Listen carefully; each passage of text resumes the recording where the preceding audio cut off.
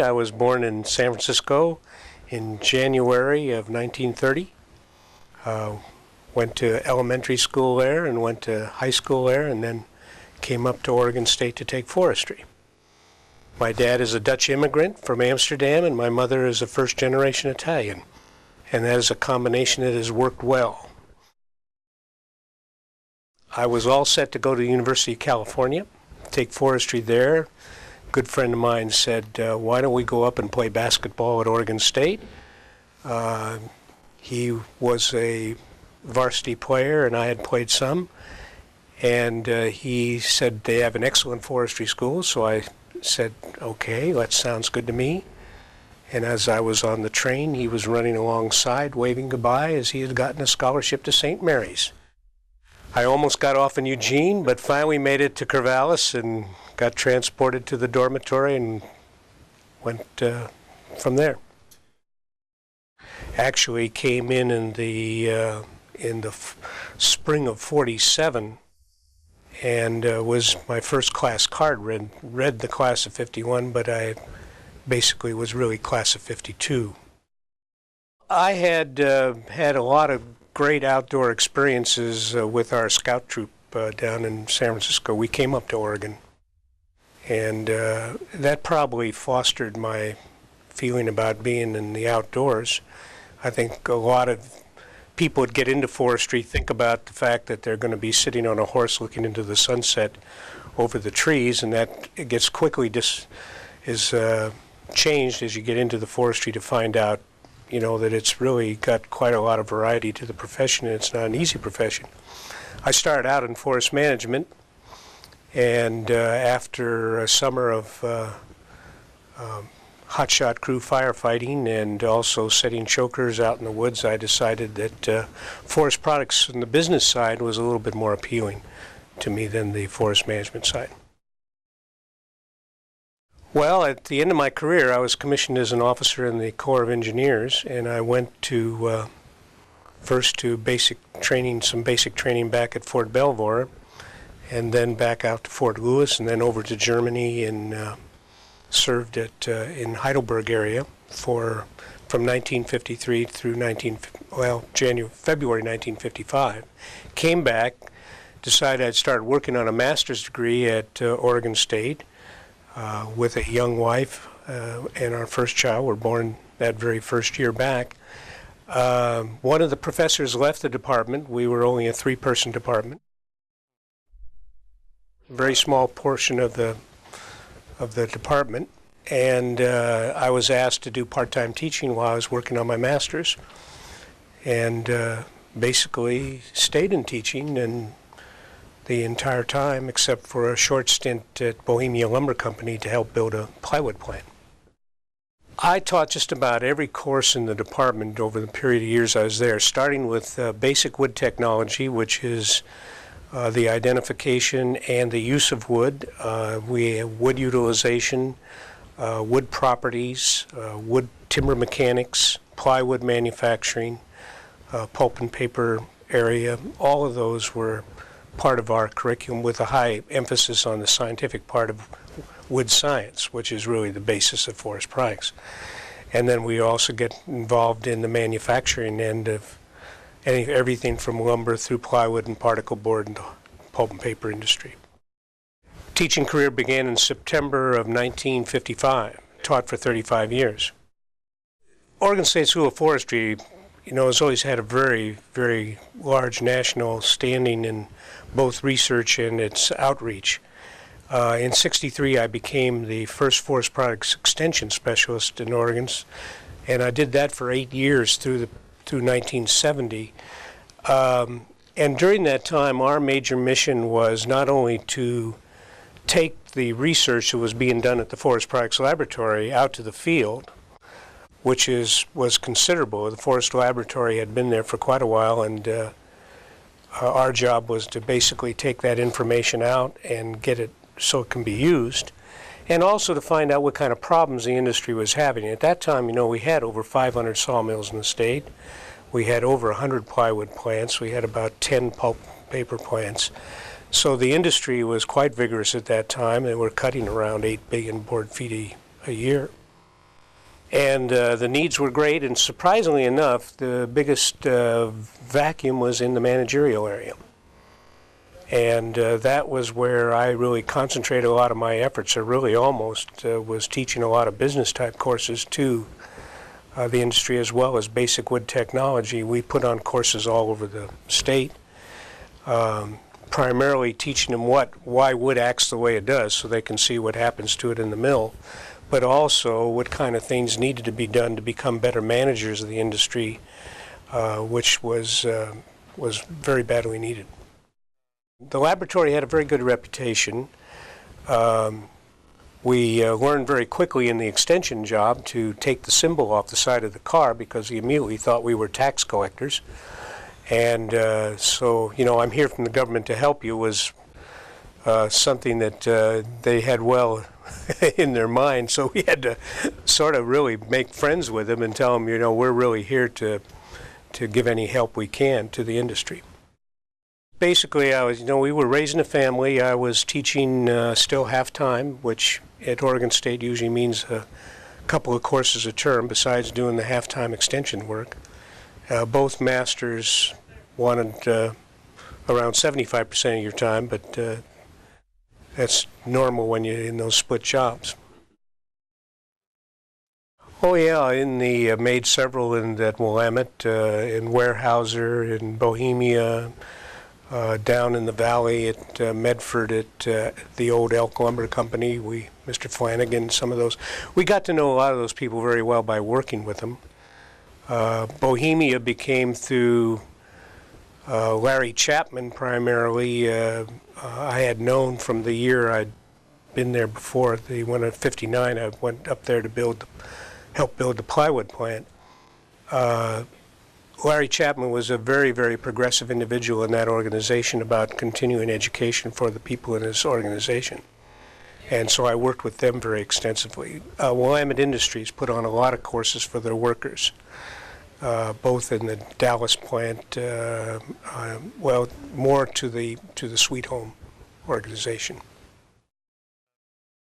One of the things that became a realization is that the whole teaching profession was changing. In 1968, we took probably the only leave of absence or sabbatical leave, and I went back to Michigan State to get a PhD in wood industry management.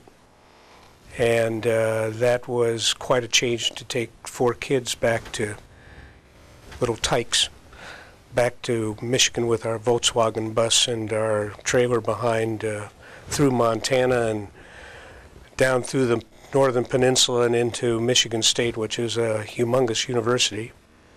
And we were there a year and a summer. Did a study of sawmill managers and how they use their time. That was my thesis.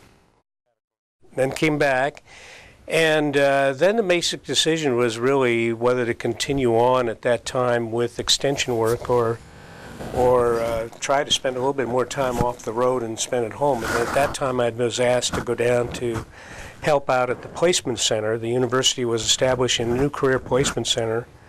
Lou Edwards from the business school wanted me to come down and handle engineering and forestry. So I still continued half-time teaching and then shifted over to that at that period of time in 1970. Then in 1974, actually probably tail end of 1973, early 74, 2 friends of mine came up and said, would you be interested in looking at running for the legislature, which I told them they were stark raving mad. One person that worked for a very large lumber corporation and I had been in college with, and he said, you know, forest taxation is going to come up in the 74 legislature, or 75 legislature, and there had not been anybody in there since 1969 when Stubb Stewart was in there and worked on the same thing. He says it needs to be revamped. We basically have an old ad valorem tax system, which you pay taxes every year, and if you lose your timber and everything, tough luck. It needs to go to a yield type system, and he says very few people in the legislature know anything about that. And I said, well, I'll ponder that. And then another good friend of mine I had been in forest products with, Chuck and Mary Burroughs, and Mary was in the legislature at that particular time, said, well, we ought to give it really strong thought. Here are the kinds of things that you're going to have to do and to get elected, and you'd have a lot of fun being in there, and so on and so on. And that's how I got started. I had not ever considered the legislature. I had not been involved in any local politics whatsoever, other than on the fringes maybe of somebody saying, would you support us in this particular area or in that particular area. So I had not had any experience whatsoever.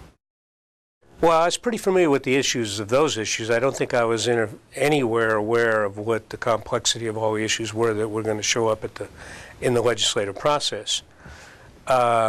I immediately, the seat was being vacated, for one thing, by Bob Ingalls, which an open seat was much more attractive to go after than go after an incumbent. And so I immediately went down and made acquaintance with Bob, who later became a very, very close friend and really was my mentor whenever there were tough times in the legislative process.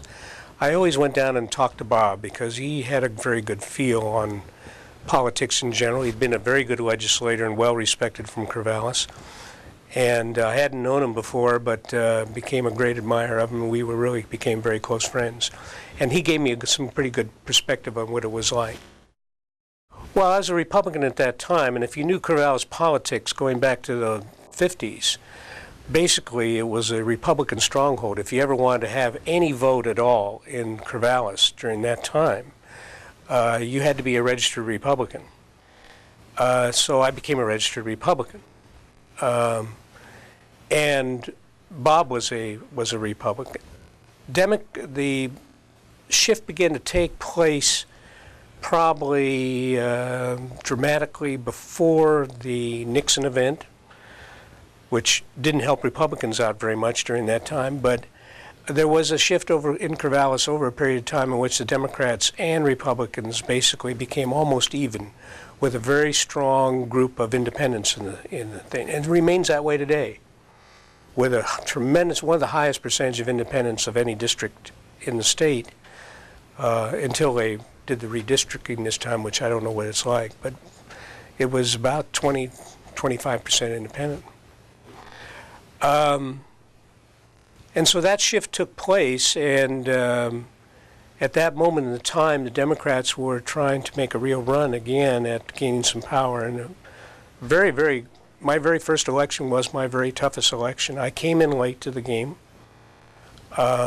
We ran a very aggressive campaign, from getting out a lot of people, doing a lot of door knocking, and doing a lot of publicity. He had a early lead, a substantial early lead, and was also running a very aggressive campaign. That was Dave Smeedema.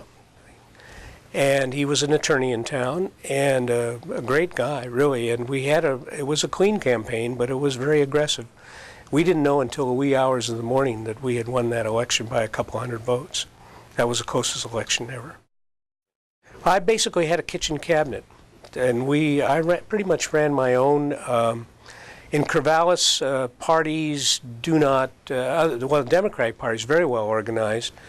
The Republican Party was organized, but not as great a help.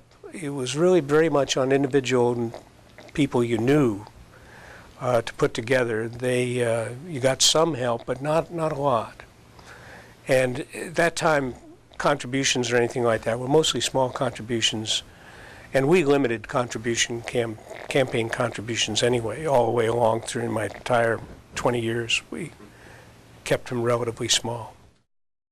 A lot of help at that time was coming from the state and from people in the House who were Republicans that wanted, this was the Nixon time. Not very many Republicans got elected in 1974 to the Oregon House. Dave Frohnmeyer and I were, I think, the only two. There might have been one other, I can't remember. So we were sort of, got a lot of assistance from the people in the caucus, which was down to a rousing 22 people, okay?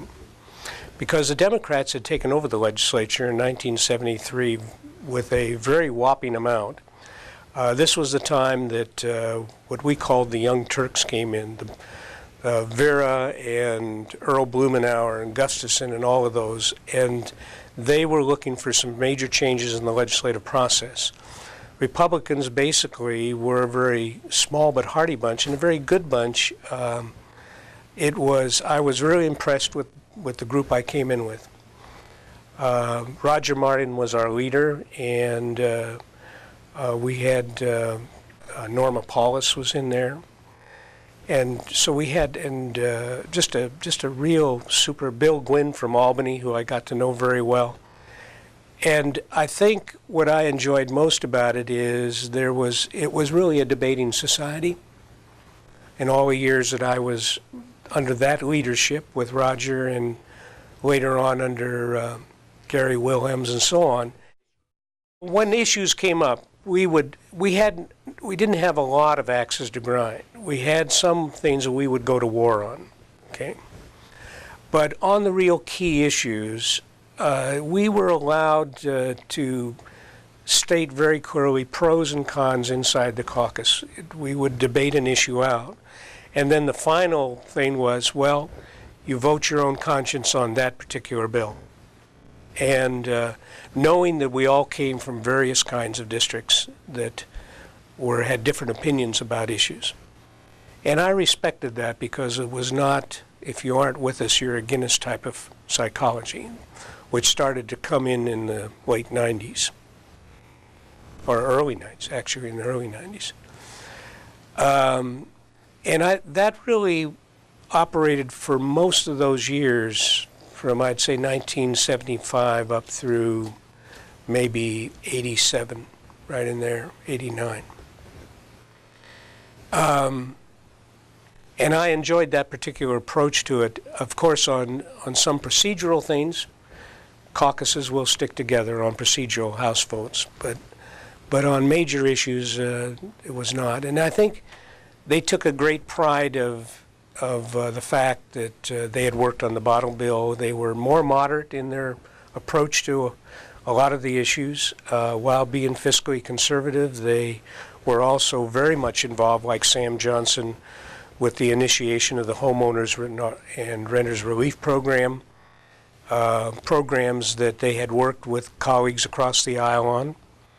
And I think there was, on big issues, a tendency to be more moderate and bipartisan. The R that was tattooed on us was a small r rather than a large R. You know, you didn't feel that the Republican thing was something that you would do or die, but mainly it was something that represented a particular philosophy. Well, Corvallis is a very unique district. One is it is a district that people do pay attention to politics. They do pay attention to issues. They are not afraid to talk to you about them.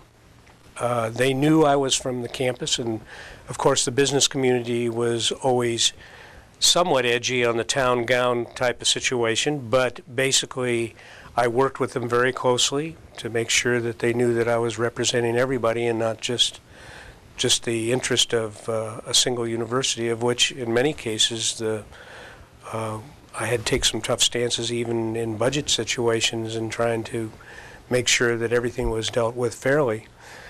They are not afraid to catch you in Bi-Mart or the grocery store and tell you their opinion. You felt often like you ought to dress with an incognito with a large wig and try to miss people because you could not get out of a store in less than an hour by bumping into people who had their opinions about various issues, which I liked. Yeah, that's what it was all about. You know, that's being a citizen legislature, and that came with the territory, and I think Corvallis was a great district to represent from that standpoint. Local press was Gazette Times, one newspaper, so we had to deal with one, and Bill Bradley there very definitely made sure that The publisher's opinions were not being represented only in the newspaper, and so he took extra effort to make sure that the legislature was kept on the straight and narrow, and some of the other reporters did too, but they were very fair.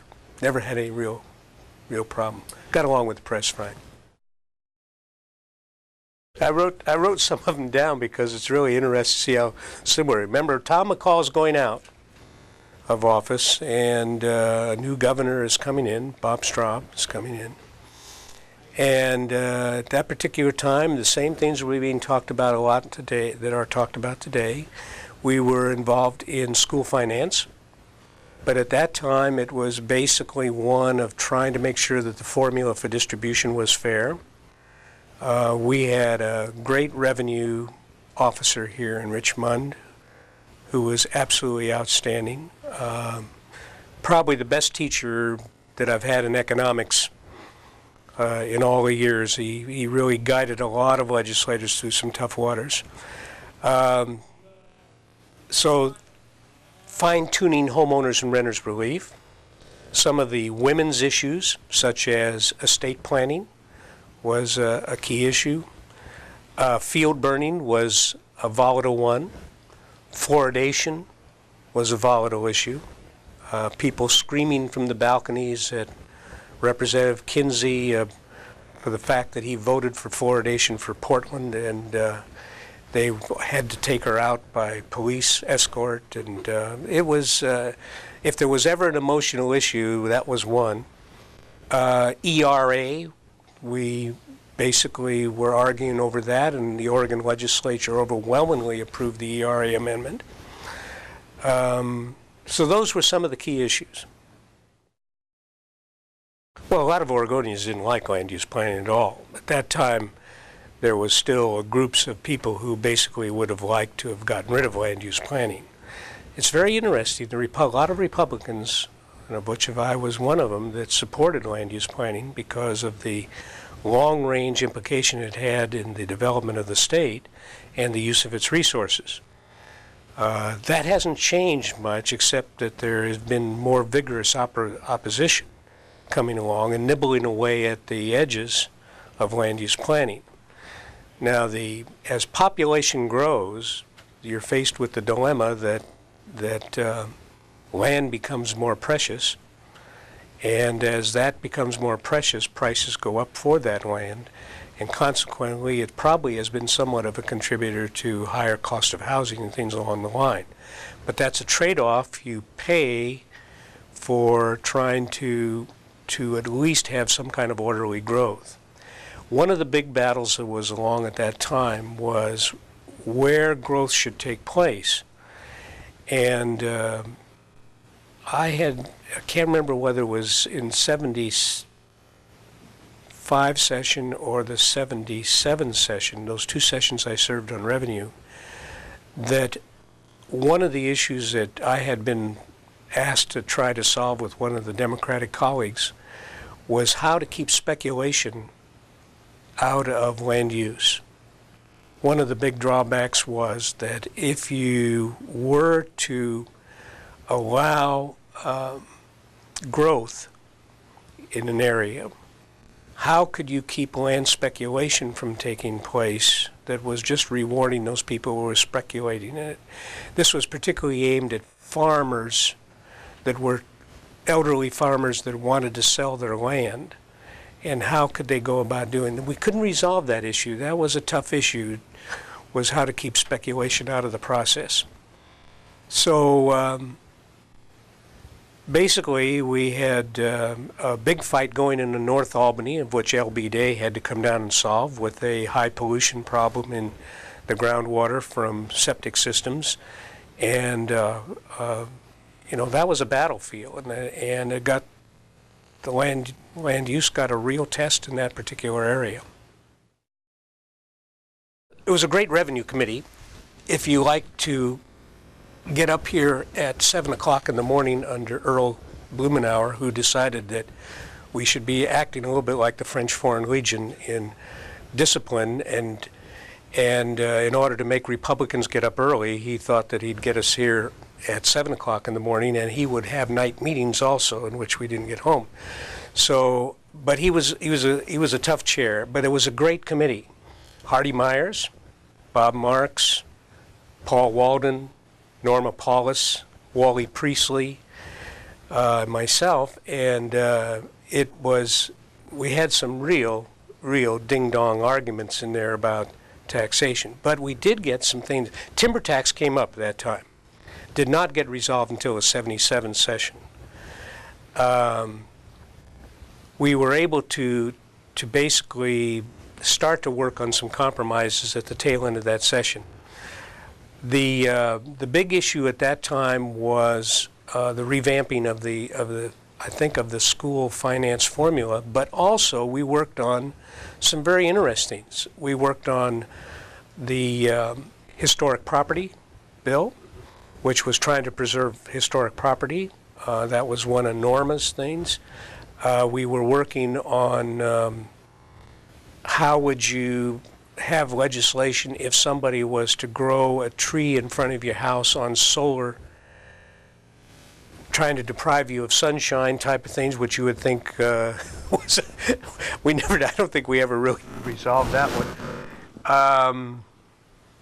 We worked at that time on taxation. We started our work on estate taxation. We felt that women were we have a very strong women's particular group in the legislature at that time, led by Mary Reiki and Norma and Mary Burroughs and Vera, some of those, and they were worried about the fact that estate taxes were being very unfair to widows and surviving children. So we went to work on that and got a good bill put together. I think we got that out in 77, but we started work. But those were the main things, and timber tax took up a huge amount of time. A lot of testimony, pro and con, experts coming in from all sides of the field, and a lot of economists involved. And the idea was that we wanted to move to a yield tax the timber at the time it's cut, try to maintain some fair level of taxation on the land itself, and the difference between the east side and the west side of the timber, which is different types of timber types, and also what would be a fair taxation, and it was the level, it was the battleground. Earl and his colleagues wanted very high percentage. Republicans basically wanted about 6 to 7%. Wasn't resolved until the 77 session. It was resolved at a figure, I think, around 7.5, right in there. Finally, just the realization that you were on a fine edge of putting people out of business in the small timberland area if you went too high, and if you went too low, you probably weren't being fair.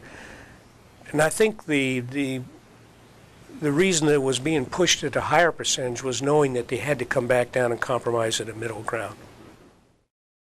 I always have felt that one of the big differences there was that, Earl and I we were the two major adversaries on that particular measure, but we gained a great deal of respect and became close friends afterwards, was the fact that you could battle on the House floor and you could win a battle, but you still maintained a greater interest in the greater good sort of thing, a real congeniality between friend and foe, so to speak, in the House chamber.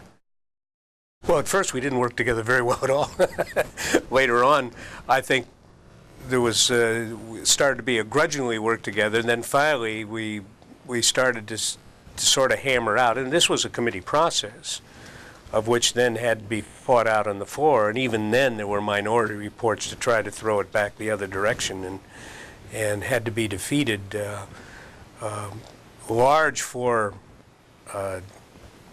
presentations with what it would do to the timber industry and so on, and what the taxation was and the differences. It was almost a course in forest economics.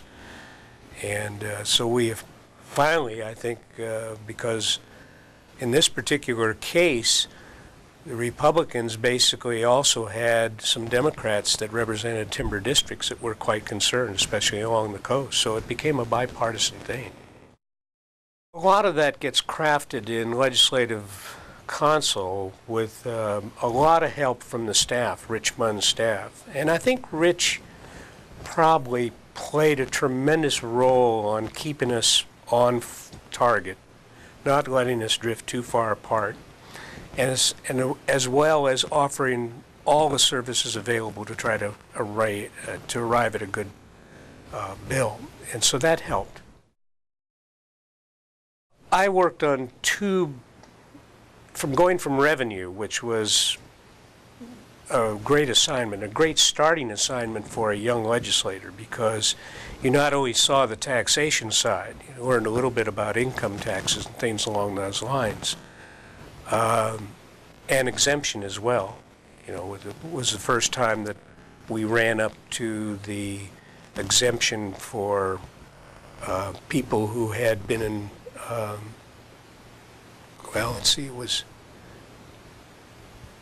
it was the age exemption for people that I think it was $3,500 or something like that, and that became a very large argument. But anyway, go back to the original question. Working with the staff of both revenue and then going over to Ways and Means Committee for 17 years, you develop a very close relationship with staff members, because they are the ones that basically do an awful lot of the research. And they try exceedingly hard not to impose their own opinions on you. And you've got to take that information and you've got to basically put it through the crucible of study and get pros and cons on all of the sides of a particular issue before you make up your mind. But staff was, in those particular areas, is two very important staffs. The other one that's very important is legislative counsel. So if you talk about three major staffs in the legislature, those are the three major ones. The rest of the committees are basically staffed by people who get chosen each session. And they're usually chosen by people who put their names in the hopper, and sometimes by political affiliation and so on down the line. And their work is not quite as heady as it is on those three areas.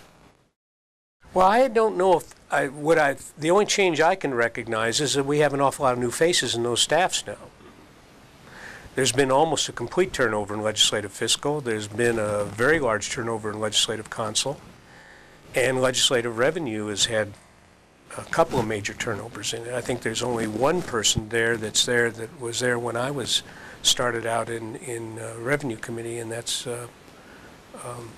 Myers. We have legislators who were determined that the staff ought to come up with an answer that agrees with them. Okay, you always find those in the legislative process.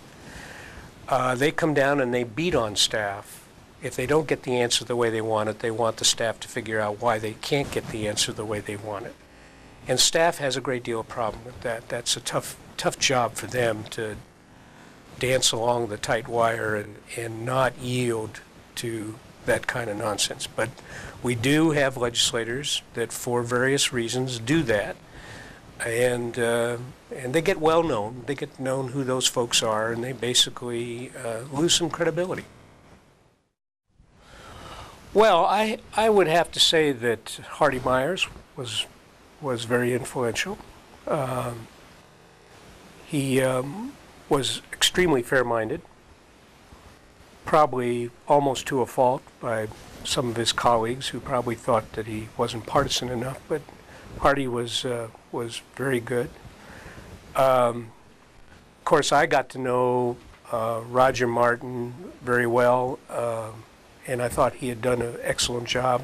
Gary Wilhelms on our side of the alley. I got to be good friends with Paul Hanneman. Denny Jones later on, really not during those first 3 years. I would also include Vera Katz in that, because I ended up with being on a lot of committees with her in the Ways and Means. Mainly, why they could be partisan, they at the same time were extremely fair-minded. That is, that they would work for the good. That if there was something that basically affected Oregon so dramatically that they saw the issue was beyond party politics, they would do that. And I think that's the key to some of the real good legislators. Jason Bowe would have to be put in that category. Vliet would have to be put in that category in the Senate side. I would certainly put Kip Lombard down from the Medford area. We lost Bill Gwynn, which was, and Lloyd Kinsey, who left relatively early in my legislative career, which I had great respect for, and there was, my mind's slipping as far as memory, he was an attorney from down in the Roseburg area. But those are a few. I'm trying to think of some on the Democratic side. Harvey Atkinson was always sort of a character, really, in many ways, but he held a powerful position in Ways and Means those first years. But I sat behind him, and he was certainly interested. And the loss of Mary Reekie hurt the legislature process considerably. Certainly, Mary Burroughs was a good, solid legislator. Debs Pop stayed, and I felt Debs was one that, and Tony Meeker was another that we often had a lot of things to do with in the legislative process. I think most of those folks basically held a great deal of respect on both sides. Len, for one, developed a very good grasp of the budgeting process, but Len has got a reputation of being a very fair-minded individual. And he tries to work for the good of the state very seriously. I think it was difficult for Len under some situations to work in the particular caucuses that he's had. Okay. But I think he's done a very good job at maintaining over a long period of time that kind of respect. May Yee built her reputation primarily on her constituent work in her district, more than probably on her legislative efforts. Well, I think an awful lot of the Republicans in office, especially people like Norma Paulus and such, who had had close relationships with Tom McCall and had a high respect for him, and also Mark Hatfield and Bob Paquin. Dorchester Conference was, at that time, an outstanding event from the standpoint of for moderate Republicans in the state. Tom was looked at very much almost like an icon from the standpoint of being the kind of Oregonian that everybody would like to be like. So I think that when Bob Straub came along, Bob was respected. He wasn't kind of flashy personality that Tom McCall was, and probably suffered from that to a certain extent. But I think he probably is not given credit for a lot of the good things that he did as state treasurer, and I think he had a very tough time as governor. Vliet saw us through those terrible years like these folks are doing, although I think we went something like 10 special sessions in a period of 1980 through 1985, 87, somewhere in there. We were always the first cut, and then the first, and then the next, and the next. We were in that very first sweep, we were cutting something like $600 million out of a $2.3 billion budget. We couldn't do it.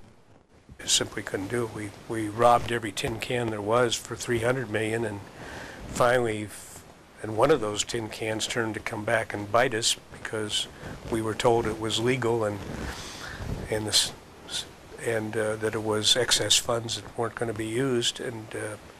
But at any rate, we finally had to pass a surtax to take care of the rest.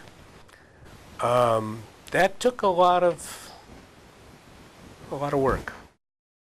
I think of all the people from the standpoint of of appreciating a real manager. Vliet came close to being what I would call an excellent manager during that particular time. He worked with both sides, was very nonpartisan. We knew what the troubles were.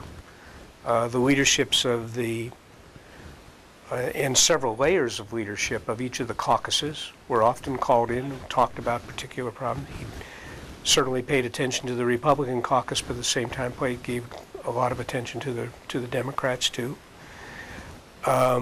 We knew basically that you couldn't nickel and dime this thing forever. Somewhere along the line there was going to have to be a major tax reform, and of course that was a time that Peter Courtney and I wrote the sales tax bill. Bullet holes didn't heal up for a lot of years after that one.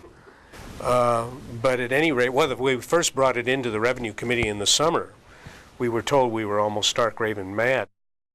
This would have been the summer of '80. Okay, we brought the traditional three-legged stool in and gave our presentation, and Peter and I joined forces and actually locked ourselves in with Rich Munn with no lobbyist around, no influence at all, and wrote the sales tax bill with Barbara Seymour, who is probably the best tax person on sales taxes across the United States in our legislative council. And she did the grunt work on that. And we then stood back and withstood all the snapping turtles that came up on the beach and tried to take care of all of the little detail stuff. But that bill basically was the same bill that came along in '83 and the same bill that Barbara used in '85. There wasn't much changes to the language in it. So it had been crafted pretty well. And if that had been in effect, I doubt if we'd be where we are right now. But anyway, we went through the first time with Senator Fadley basically torpedoed us the first time with that measure, and then we finally came back and put it out to the public. We got it passed through the House by one vote. We put it out to the public. Vliet did decide that we would try to see if the public would agree with it. I think it was the '83 election. And of course that had that hardcore anti-sales tax group rise up out of the trenches and basically did a number on it. People basically have great trouble understanding what a sales tax or any taxation measure does, because taxation is so darn complicated. It even takes us a long time to understand it here. I think the old saw about the fact that it was going to tax things that it really wasn't going to tax, but it made good rhetoric, and if you get it out to the newspaper first that this is going to tax the poor people and all of this, that immediately you got people coming up and questioning whether it's a good bill or not. It didn't tax food, it didn't tax mortgages, it didn't tax medicine or medical services. All the essentials of life were basically not taxable under that, and food was not taxable. But people had a hard time understanding that, and at the same time we had an income tax reduction so that the tax system basically was in balance. And somewhere along the line that still needs to be done, but I don't think we're going to see it now out of this group. Totally different type of organization. Neil, great cheerleader.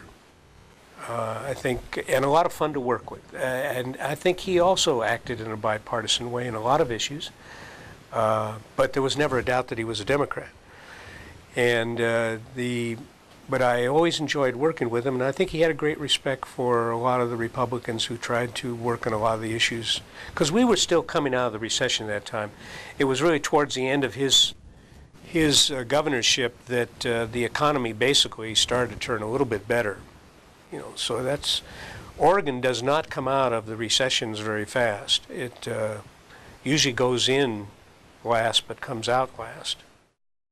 Neil basically had a lot of lieutenants working around and a very vigorous staff, Vic was more of a quiet manager.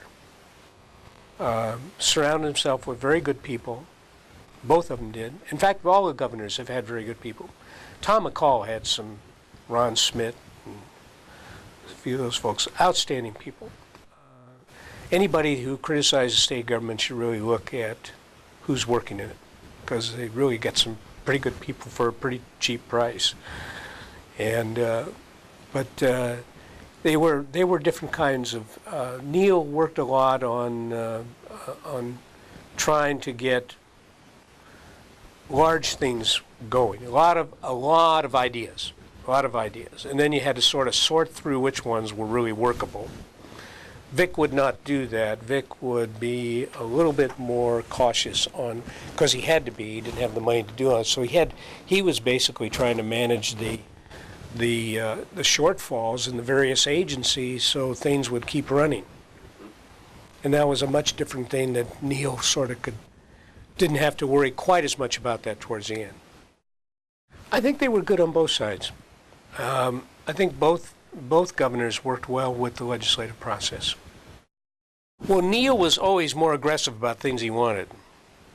Vic was probably more quiet, sort of bring the folks together in the office and talk about it. Neil would come probably down and talk to you. Neil had had a lot of contact with the legislative process when he was mayor of Portland. He was in our caucuses a lot talking about various plans for Portland. So I think he knew the legislative process pretty well. Barbaro basically, I think, had probably the greatest amount of legislative experience besides Vic coming in. And also, had the tough job of trying to sell a major tax reform. She probably had a greater appreciation for the educational process. And I think that came as much from being married to Frank, but she had a very strong dedication to that and to the human resource services. And she did not have an easy time with the legislature. I think at that particular time we were in this different kind of psychology type of thing. I don't know why it's changed for John. I don't know if it has changed for John. John sat before me in the in the House, and we became very good friends. In fact, we became a small group during those tough times that often would go out to dinner and talk. The Nancy Riles, Vera Katz, John, myself, a few people from outside the press came in just to have good conversation, but we also ended up talking about statewide problems. John is a tremendous policy-oriented person. And that's one of the reasons I always enjoyed being around him, because he was always dealing with policy. I think the Oregon Health Plan is a good example of that. And the fact that he's always been supportive of trying to get a better tax system in place and things along those lines. Now, as far as how legislators feel about him, as I felt about the governors I served with, I don't know how they're going to mark him in history, but I think that the current legislature has been much more difficult to deal with for John. I think that it is and I'll say that more from the House side than probably maybe from the Senate side, because I think the Senate has been a little bit more, have a little bit more of an ability, maybe because maybe more veterans over there, of sitting down with the governor and talking over issues than the House has been, which has been a little bit more contentious. But governors need to have legislatures who are willing to sit down and work with them, because they don't get their programs through or their ideas through unless you have that. In a lot of cases, almost organically, what you would do is one of the benefits of having lunch together up in the lounge with no interference from anybody else, or on the floor after a recess, groups gathering around a desk or gathering around a luncheon table would probably bring together those people that were interested in a particular subject, both parties, and you would talk about it and you'd argue among yourselves. And of course, you had to be careful that if you were all from the same committee, you didn't break the meeting's rules. So somebody would take a hike if there was anything like that occurring. But I think most of the time it wasn't somebody coming along and saying, follow me, but more or less getting together organically over the issue. It started to change, I think, probably in the late 80s and up through maybe even now, but it started to change and it became, I saw more out-of-state influence in issues starting to raise its ugly head. I saw more national committees interjecting their so-called political experts into the scenes. I started receiving cassette tapes on what was wrong with this country starting in '87, paid for by Newt Gingrich, that went to every Republican legislator in the United States. Okay? Very polished, very smooth presentations. I must have turned about 40 or 50 of those over to the political science department for future research on propaganda. Okay? That had a great influence on a lot of young legislators coming into the scene. And also sort of developed the attitude, if you aren't with me, you're against me. Okay? Caucuses turned into almost chastising individuals that didn't go along with the view. Okay? So if there was somebody who really basically felt that, this was a bad bill, it was a bad bill for them, they got, sort of shoved aside. Almost the silent treatment, if not even some outside, just plain nastiness. That started to occur. And it changed, I think, the whole attitude of the legislature. It became more highly partisan. I think more so on our side, maybe even than on the Democratic side.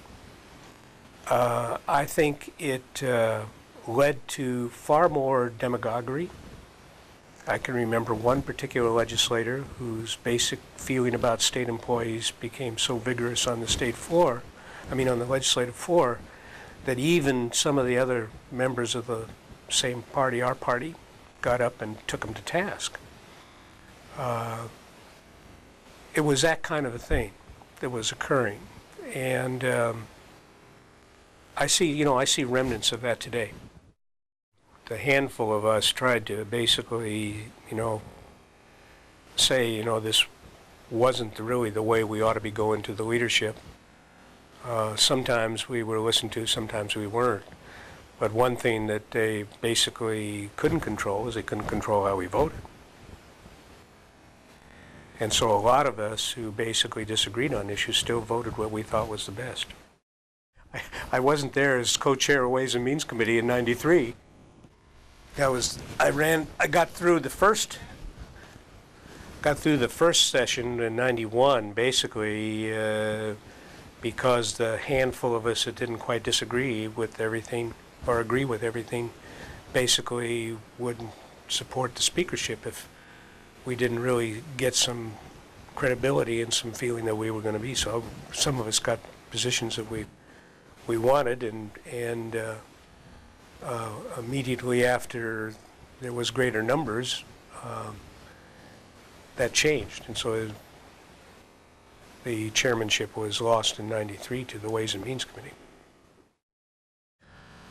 Under the first chancellor that came to the legislature, which would have been Llewellyn, I think higher ed basically was just marching along on a fairly even keel. Okay. Then you went to a couple of new chancellors, Davis and such, that had a harder time because they got caught in the budget cut period. Higher ed, for some reason, has a tougher time. There's more sympathy towards K through 12. community colleges have grown tremendously through some very excellent leadership, and actually in many cases did a better job than higher education in presenting their case before the legislature. There used to be the statement that higher ed came in and whined about the money that they wanted. Community colleges came in with a definite plan, and everybody was behind it 100%. So there wasn't any community college president coming in and saying, I didn't get my fair piece. They had already agreed with that kind of thing. Higher ed tended to be more of the individual institutions sometimes being overly aggressive about their approach to who should get what, and trying to make sure that everyone was treated fairly in the process.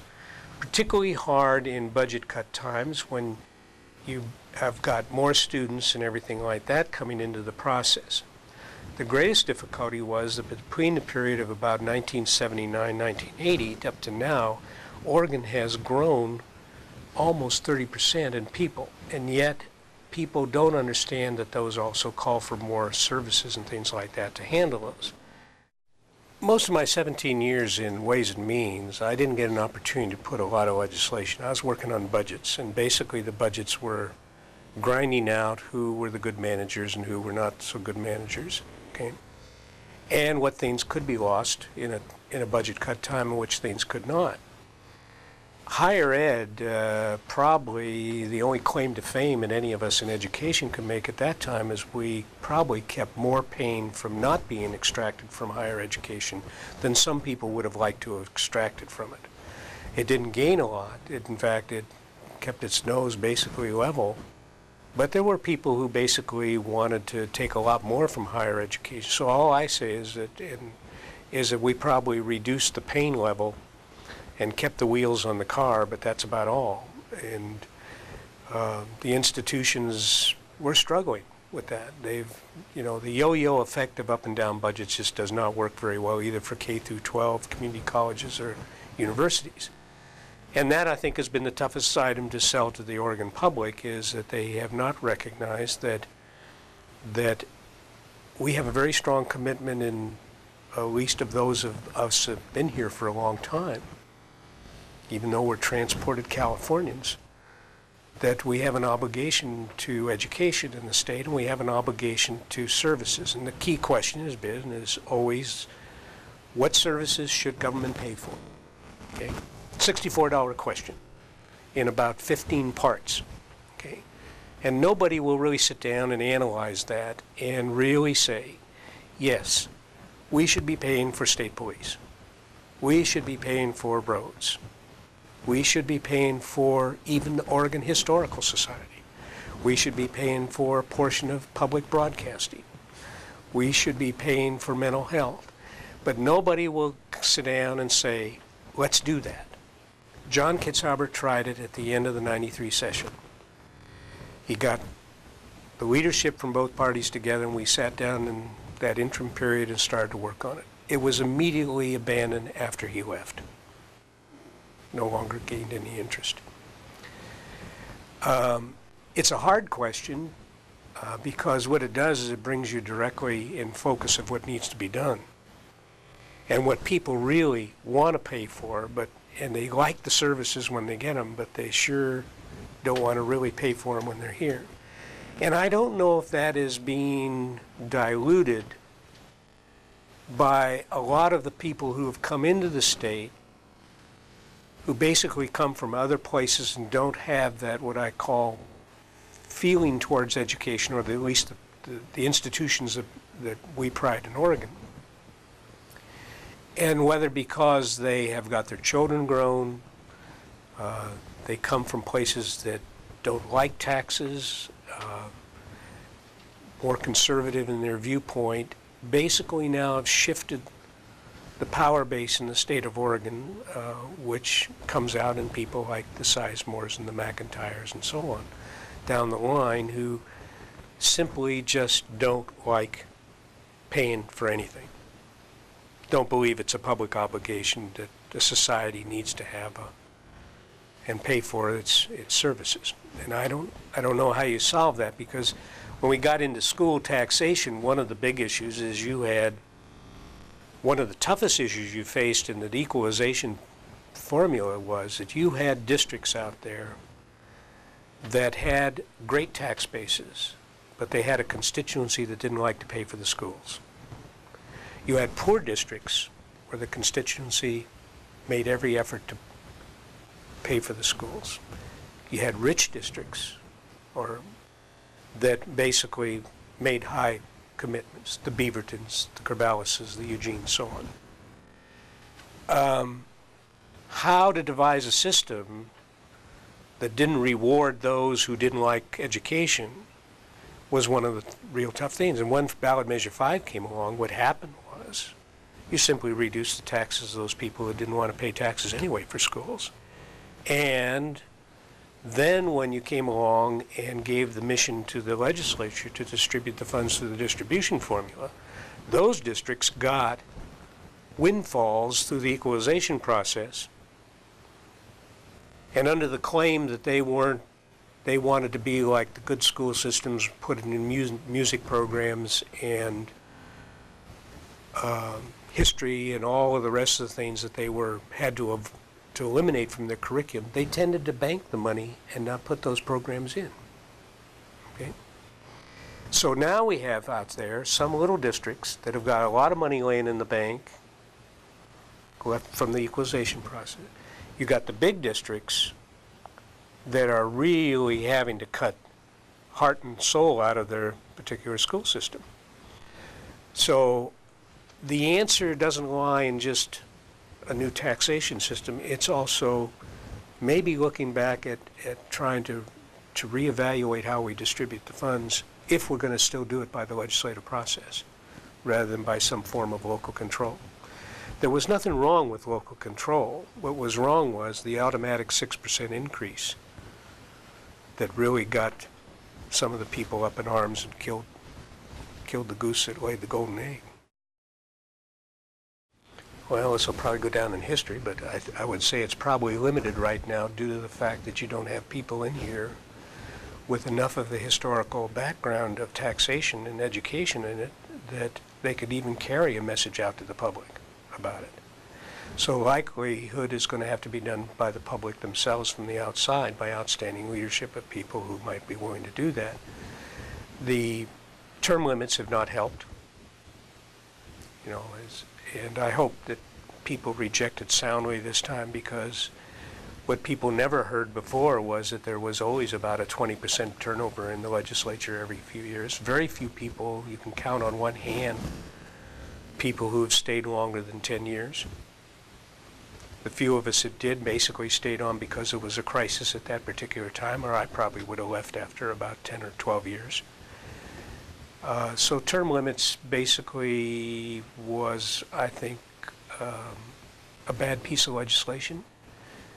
Will remain so, and I'm hoping that there is not either enough signatures or it will not progress to the ballot this time, but if it does, if it will be people who voted for it before, will think about it. And under that particular scenario, what you get is legislators who come in knowing that they've got a limited amount of time.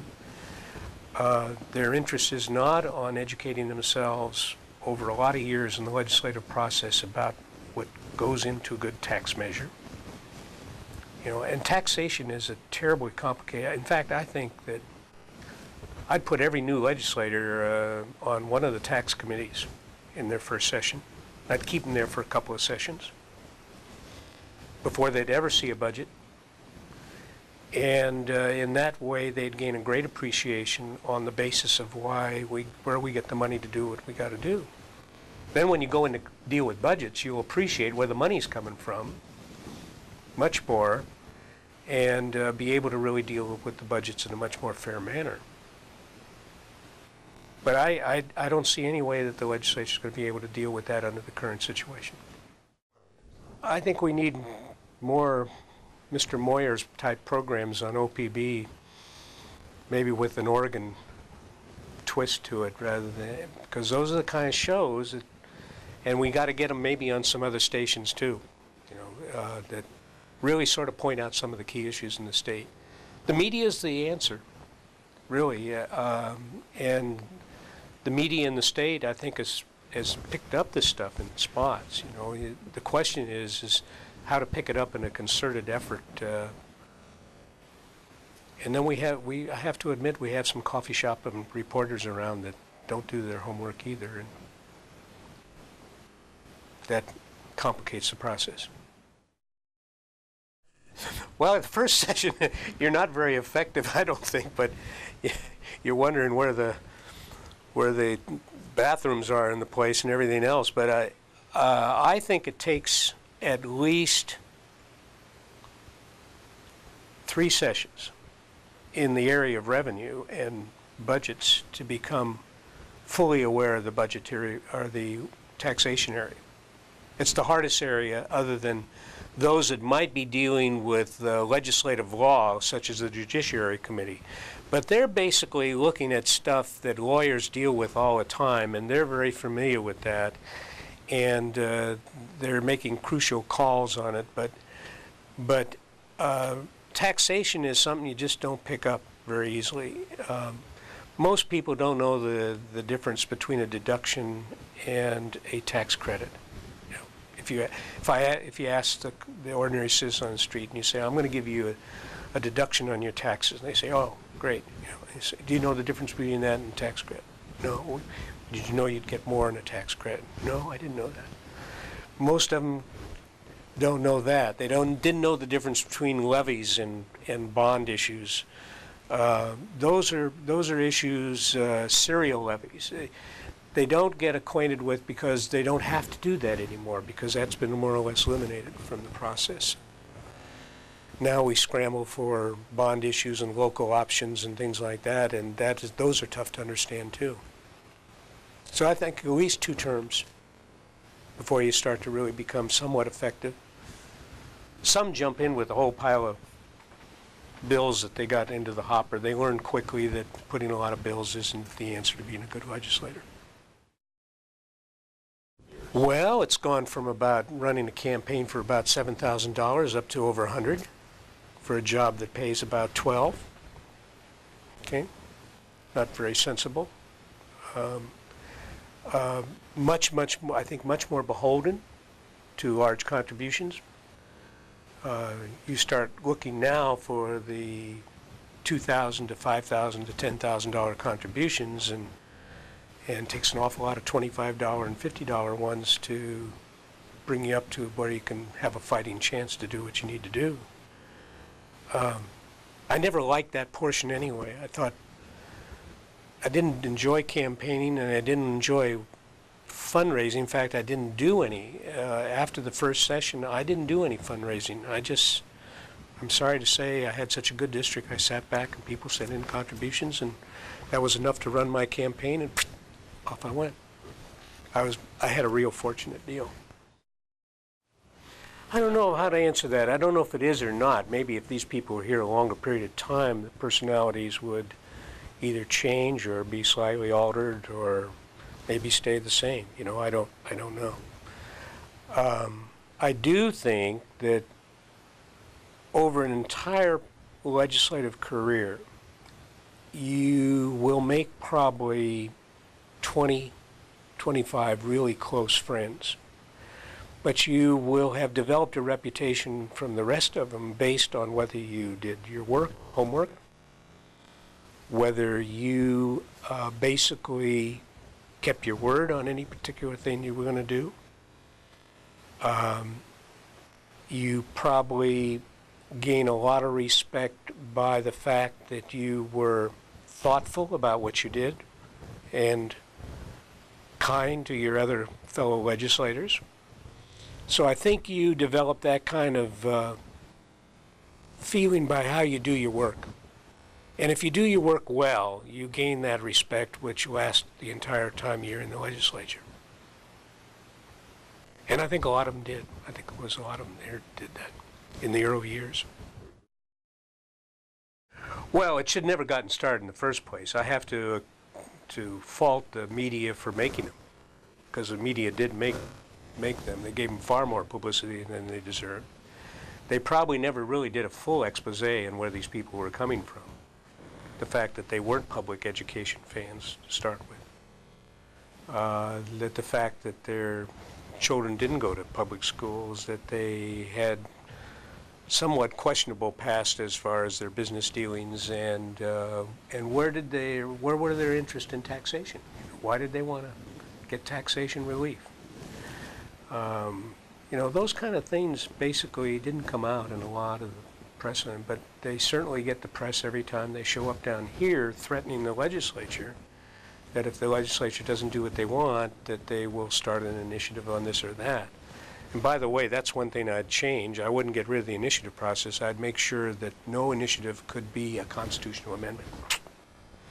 So it would allow the legislature to at least sometime in the future to fine-tune it, because that's the thing that's really killing us right now. We can't go back and fine-tune those things without overturning them.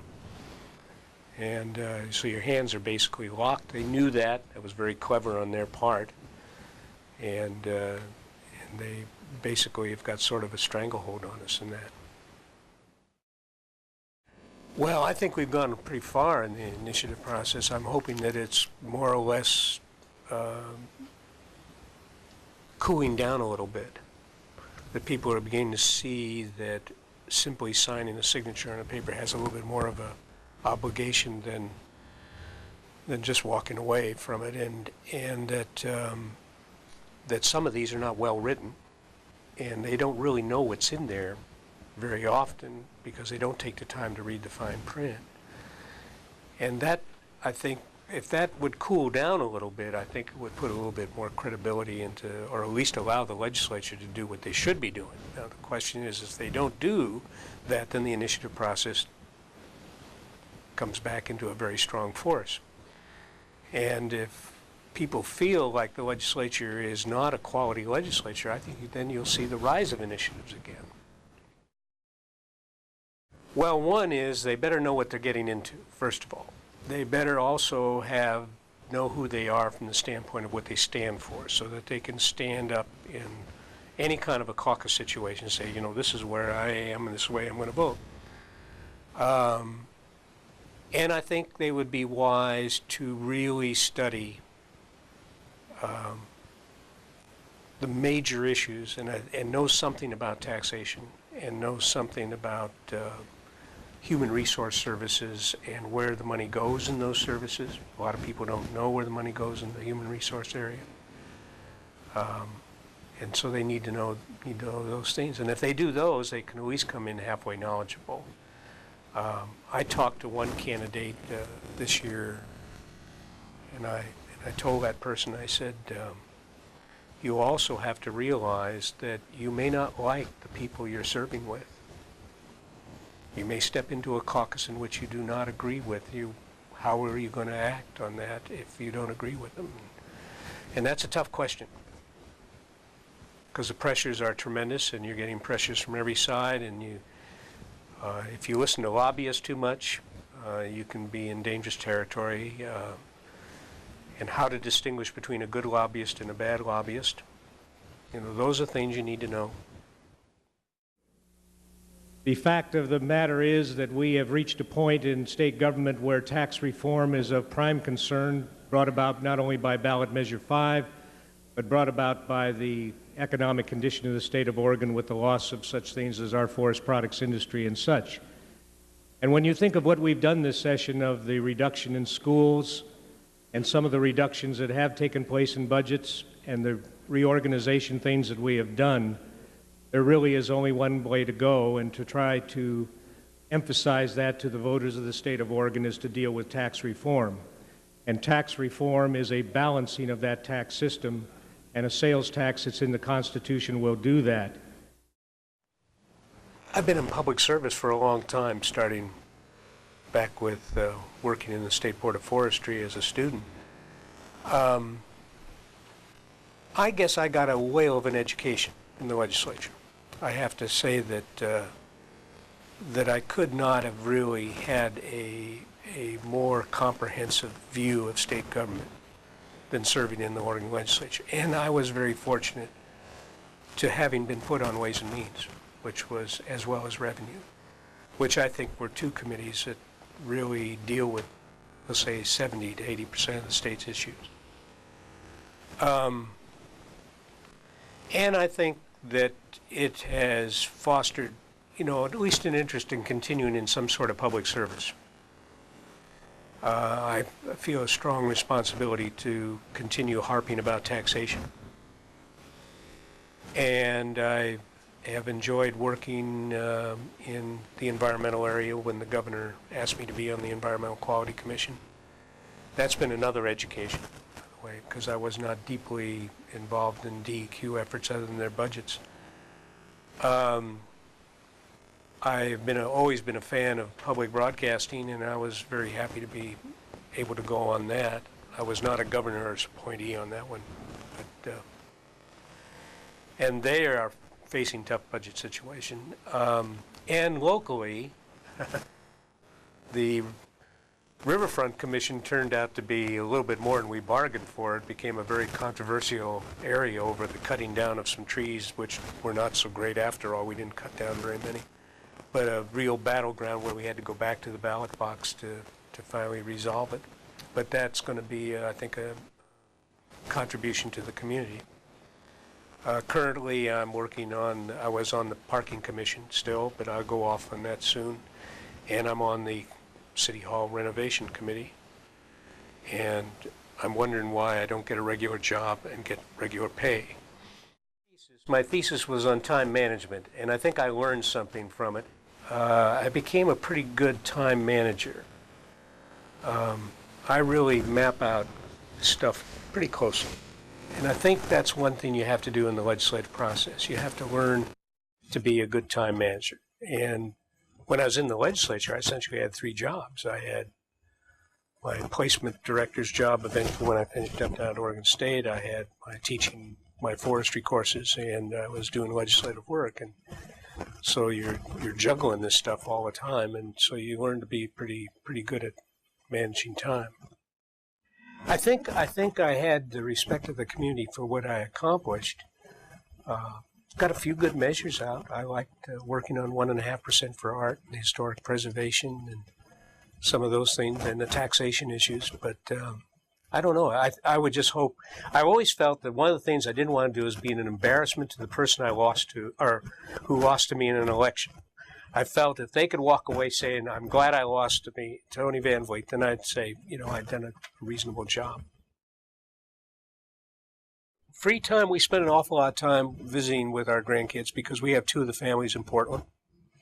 And by the way, there's where I come to grips with the education program because they're both in very good schools, but they're both facing budget crunches.